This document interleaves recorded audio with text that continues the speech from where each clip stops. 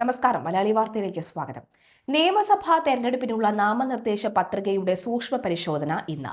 140 മണ്ഡലങ്ങളിലായി 1252 പേരാണ് പത്രിക നൽകിയത്. വിമതരെയും അപരന്മാരെയും പിന്തിരിപ്പിക്കാൻ തീവ്ര ശ്രമവുമായി പാർട്ടികളും സ്ഥാനാർത്ഥികളും രംഗത്തുണ്ട്. സ്ഥാനാർത്ഥിത്വം പിൻവലിക്കാൻ മാർച്ച് 26 വരെയാണ് സമയം അനുവദിച്ചിരിക്കുന്നത്. പല മണ്ഡലങ്ങളിലും പ്രമുഖ മുന്നണികൾക്ക് വിമത സ്ഥാനാർത്ഥികൾ രംഗത്തുണ്ട്. ഇവരെ 26-നകം അന്വയിപ്പിക്കാനുള്ള ശ്രമത്തിലാണ് നേതാക്കൾ. ഇതിനുശേഷമാകും കേരളത്തിലെ യഥാർത്ഥ മത്സരചിത്രം തെളിയുക. സംസ്ഥാനത്തെ അന്തിമ വോട്ടർ പട്ടിക ഇന്ന് പ്രസിദ്ധീകരിക്കും. ഇത്തവണ 2.72 കോടി വോട്ടർമാരാണ് കേരളത്തിന്റെ രാഷ്ട്രീയ ഭാവി നിർണ്ണയിക്കാൻ വിധി എഴുതുന്നത്. കൊടുവള്ളിയിൽ 18 പേർ പത്രിക സമർപ്പിച്ചു. തിരുവനന്തപുരം മണ്ഡലത്തിലും മഞ്ചേശ്വരം മണ്ഡലത്തിലും 17 പേർ വീതം പത്രിക നൽകിയിട്ടുണ്ട്. ഇന്നാണ് സൂക്ഷ്മ പരിശോധന നടക്കുക. വ്യാഴാഴ്ച വൈകിട്ട് 5 മണി വരെയാണ് പത്രിക പിൻവലിക്കാനുള്ള സമയം. അന്തിമ മത്സരം ചിത്രം വ്യാഴാഴ്ചയോടുകൂടി തന്നെ വ്യക്തമാകും. സംസ്ഥാന നാമനിർദ്ദേശ പത്രിക സമർപ്പിക്കുന്നതിനുള്ള തീയതി ഇന്നലെയാണ് അവസാനിച്ചത്. സംസ്ഥാനത്ത് 1252 നാമനിർദ്ദേശ പത്രികകളാണ് സമർപ്പിച്ചിട്ടുള്ളതെന്ന് തെരഞ്ഞെടുപ്പ് കമ്മീഷൻ അറിയിച്ചു. ഏറ്റവും കൂടുതൽ പേർ പത്രിക സമർപ്പിച്ചത് കൊടുവള്ളി മണ്ഡലത്തിൽ നിന്നാണ്. ഇവിടെ 18 പേരാണ് സമർപ്പിച്ചിട്ടുള്ളത്. കോഴിക്കോട് ജില്ലയിൽ ആകെ നാമനിർദ്ദേശ പത്രിക സമർപ്പിച്ചത് 223 പേരാണ്. ഡമ്മി സ്ഥാനാർത്ഥികൾ ഉൾപ്പെടെയുള്ളവരുടെ പത്രിക സമർപ്പണത്തിന്റെ കണക്കാണ് ഇതെന്നതിനാൽ തന്നെ സംസ്ഥാനത്തെ അന്തിമ പോരാട്ട ചിത്രം തെളിഞ്ഞിട്ടില്ല. CPM അമ്പലപ്പുഴ ഏരിയ കമ്മിറ്റി അംഗവും മുൻ മുന്നപ്ര സൗത്ത് പഞ്ചായത്ത് പ്രസിഡന്റുമായ PG സൈറസിനെ കമ്മിറ്റിയിൽ നിന്ന് ഒഴിവാക്കി. കഴിഞ്ഞ കുറച്ചു കാലമായി പാർട്ടിയുടെ ഔദ്യോഗിക പ്രവർത്തനങ്ങളിൽ നിന്ന് വിട്ടുനിൽക്കുന്ന സാഹചര്യത്തിലാണ് നടപടിയെന്നാണ് വിശദീകരണം. 2006-11 കാലയളവിൽ G സുധാകരൻ മന്ത്രിയായിരുന്നപ്പോൾ അദ്ദേഹത്തിന്റെ പേഴ്സണൽ സ്റ്റാഫിൽ സജീവമായിരുന്നു സൈറസ്. അമ്പലപ്പുഴയിലെ പാർട്ടി രാഷ്ട്രീയത്തിൽ G സുധാകരന്റെ വിശ്വസ്തരിൽ ഒരാളാണ് ഇദ്ദേഹം. പുന്നപ്ര സൗത്ത് പഞ്ചായത്ത് പ്രസിഡന്റായിരുന്ന കാലത്ത് മികച്ച പ്രവർത്തനം കാഴ്ചവെച്ച വ്യക്തിയാണ് സൈറസ്. ഇദ്ദേഹത്തിന്റെ ഭരണകാലത്താണ് പുന്നപ്ര സൗത്ത് പഞ്ചായത്ത് സംസ്ഥാനത്തെ മികച്ച പഞ്ചായത്തിനുള്ള പുരസ്കാരം ലഭിച്ചത്. കഴിഞ്ഞ 4 മാസമായി ഏരിയ കമ്മിറ്റി യോഗങ്ങളിൽ സൈറസ് പങ്കെടുക്കാത്തതാണ് നടപടിക്ക് കാരണമായി പാർട്ടി നൽകുന്ന വിശദീകരണം. നേരത്തെ പാർട്ടിയുടെ ഔദ്യോഗിക വാട്സ്ആപ്പ് ഗ്രൂപ്പിൽ നിന്നും സൈറസിനെ ഒഴിവാക്കിയിരുന്നു. അമ്പലപ്പുഴയിൽ സ്വതന്ത്രനായി G സുധാകരൻ മത്സരിക്കുന്ന സമയത്ത് തന്നെ അദ്ദേഹത്തിന്റെ വിശ്വസ്തനായ നേതാവിനെതിരെ നടപടി വരുന്നത് രാഷ്ട്രീയമായി ശ്രദ്ധേയമാണ്. രാഷ്ട്രീയ കേരളത്തിന്റെ ശ്രദ്ധയാകർഷിക്കുന്ന മണ്ഡലമായി മാറിയിരിക്കുകയാണ് അമ്പലപ്പുഴ.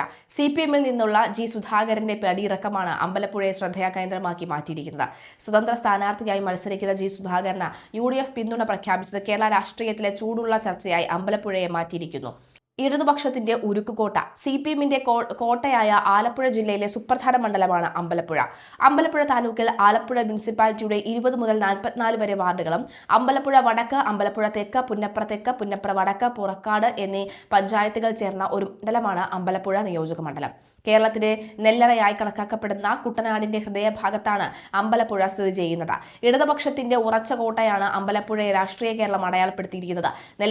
കർഷകർ, തൊഴിലാളികൾ തുടങ്ങിയവരിലെ ശക്തമായ സാന്നിധ്യം ഇടതുപക്ഷത്തിന് വളക്കൂറുള്ള മണ്ണായി അമ്പലപ്പുഴയെ മാറ്റുന്ന ഈഴവ, അതുപോലെ തന്നെ പട്ടികജാതിക്കാർ, ക്രൈസ്തവർ, മുസ്ലിം എന്നിങ്ങനെ വിവിധ സാമുദായിക വിഭാഗങ്ങൾ അമ്പലപ്പുഴയുടെ ഭാഗമായതുകൊണ്ട് തന്നെ രാഷ്ട്രീയ ചലനങ്ങൾ ഒരു പ്രത്യേക സമുദായത്തിന്റെ മേൽക്കോയ്മ അവകാശപ്പെടാൻ കഴിയില്ല. VSന്റെയും സുധാകരന്റെയും മണ്ഡലം. അമ്പലപ്പുഴയിൽ നിന്ന് ആദ്യമായി നിയമസഭയിലെത്തിയത് CPMന്റെ എക്കാലത്തെയും കരുത്തുറ്റ നേതാവായ VS അച്യുതാനന്ദനാണ്. 2 തവണ അദ്ദേഹം നിയമസഭയിൽ അമ്പലപ്പുഴ മണ്ഡലത്തെ പ്രതിനിധീകരിച്ചു. 1967-ലും 1970-ലും. G സുധാകരനാകട്ടെ തുടർച്ചയായി 3 തവണയാണ് അമ്പലപ്പുഴ മണ്ഡലത്തെ പ്രതിനിധീകരിച്ചത്. 2006-ലും 2001-ലും 2016-ലും. 2006-2011 കാലത്ത് VS അച്യുതാനന്ദൻ മന്ത്രിസഭയിൽ സഹകരണ മന്ത്രിയുമായിരുന്നു. 2009 വരെ ദേവസ്വം വകുപ്പ് കൈകാര്യം ചെയ്തു. ആദ്യ പിണറായി മന്ത്രിസഭയിൽ പൊതുമരാമത്ത് മന്ത്രിയായിരുന്നു G സുധാകരൻ. ഇടതുപക്ഷത്തിന്റെ ഉരുക്കുകോട്ടയാണെങ്കിലും 2 തവണ ഇന്ത്യൻ നാഷണൽ കോൺഗ്രസും അമ്പലപ്പുഴ മണ്ഡലത്തെ പ്രതിനിധീകരിച്ചിട്ടുണ്ട്. 1982-ൽ സ്വതന്ത്രനായി മത്സരിച്ച് വിജയിച്ച V ദിനകരൻ 1987-ൽ കോൺഗ്രസ് ടിക്കറ്റിലൂടെ നിയമസഭയിലെത്തി. 2001-ൽ D സുഗതനായിരുന്നു ഇന്ത്യൻ നാഷണൽ കോൺഗ്രസിനെ പ്രതിനിധീകരിച്ച നിയമസഭയിലേക്ക് എത്തിയത്. 2021 നിയമസഭാ തെരഞ്ഞെടുപ്പ് ഫലം വരുമ്പോൾ LDFന്റെ CPM പ്രതിനിധി H സലാമാണ് 2021-ൽ അമ്പലപ്പുഴയിൽ നിന്ന് മത്സരിച്ച് നിയമസഭയിൽ എത്തിയത്. H സലാം 61,365 വോട്ടുകൾ നേടിയാണ് വിജയിച്ചത്. കോൺഗ്രസ് സ്ഥാനാർത്ഥി M ലിജു 50,240 വോട്ടുകൾ നേടി 2ാം സ്ഥാനത്തെത്തി.